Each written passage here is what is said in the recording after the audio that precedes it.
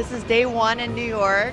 Everything here is big. This is my first choice for work. I always thought I could do TV news reporting here, but I'm going to be better off as a tourist. My husband and I took the train from DC to Penn Station. We're here for just 2.5 days and you're coming along for the ride. After dropping off our luggage on the Upper West Side, we head over to Jacob's Pickles. A friend recommended this place and it is so good, especially this honey chicken and pickles.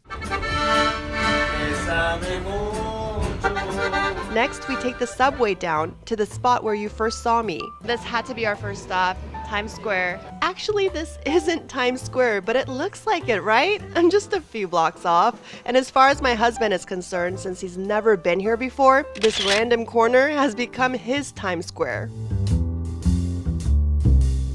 After a quick visit to the Line Friend store, we're meeting my friend Lizelle for dinner at Momofuku Mapesh. The food is good, a bit pricey. My favorite part is this rice cake dish. It's like a fusion version of what I'm used to eating as a child. And by the way, I think this restaurant closed shortly after our visit. But what I know is still very much in business is the milk bar. Have you tasted a crack pie? My husband says this is his favorite part of our trip. After dinner, we're taking a leisurely stroll through Central Park. I love admiring the skyline here, watching the horse-drawn carriages go by, and just breathing in everything that New York City has to offer. The following morning, we take the one line all the way down to the South Ferry Station. We are in New York, day 2. My friend suggested that we take the ferry to see the Statue of Liberty because the Statue of Liberty is actually kind of hard to see. In my mind, it was a lot bigger, and the last time I saw it was several years ago. So this ferry will take you for free to Staten Island, and on the way, if you're going towards Staten Island, on the right side is where the Statue of Liberty is, and you have to really be prepared for it because there's a huge crowd wanting to take pictures and video.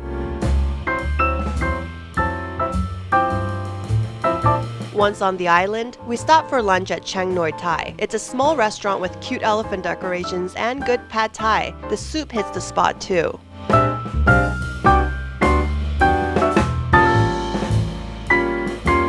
And from here, it's all walking.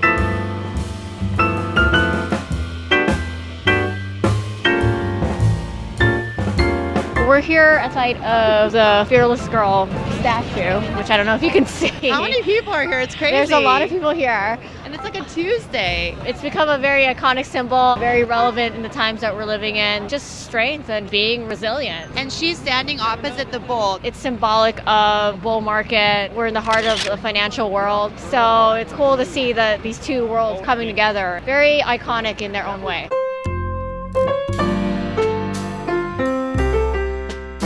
We stopped by the 9/11 memorial site to pay our respects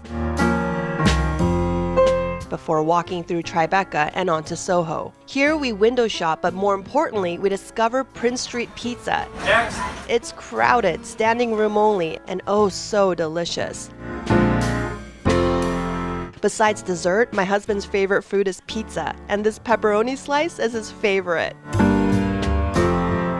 At Astor Place, we admire the largest rhino sculpture in the world. Artists Jilly and Mark Shatner created this after visiting the last 3 northern white rhinos in Kenya. Since then, the last remaining male rhino died. The artists hope their work can help raise awareness of the endangered species.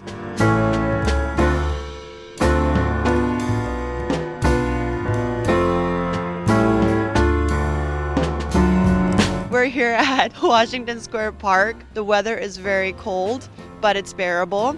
I made the mistake of wearing a trench coat here because back in 7th grade when I came to New York for the first time, all of these businessmen in trench coats and briefcases made such an impression on me that I said the next time I come here when I'm an adult, I'm going to be wearing clothes like them so that I fit in. Well, here I am. It's freezing. It's about 40 degrees. And everyone around me is wearing something called Canada Goose, which is like a down parka jacket. And I have not yet seen a single person who is freezing like me in a trench coat. So, New York fail. Still, freezing and walking are burning enough calories for us to enjoy whatever we want to eat. And there is so much good food here in New York. But we have one more stop before dinner, and this time we're going up. We're headed to the top of the Empire State Building right here in the heart of New York City. So honey, What's your first impression of the Empire State Building? Very, very tall.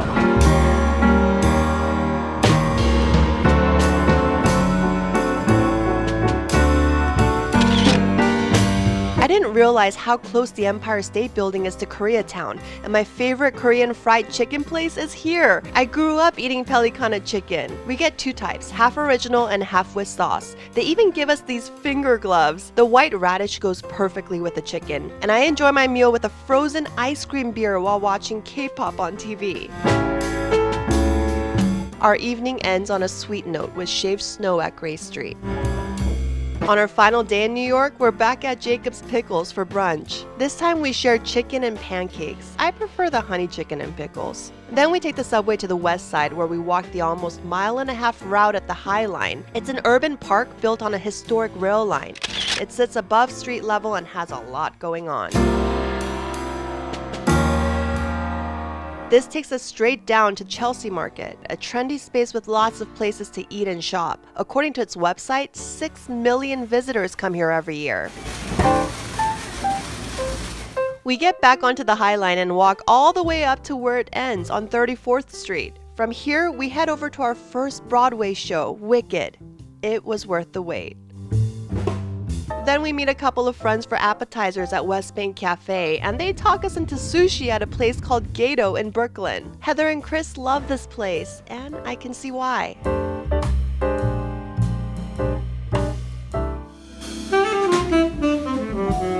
After dinner, I watch a longtime family friend Taeyeon performing at Lowlands Bar.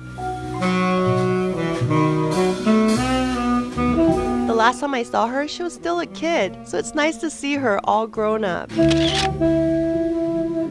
And that wraps up our time in New York. Thank you for joining us. See you next time.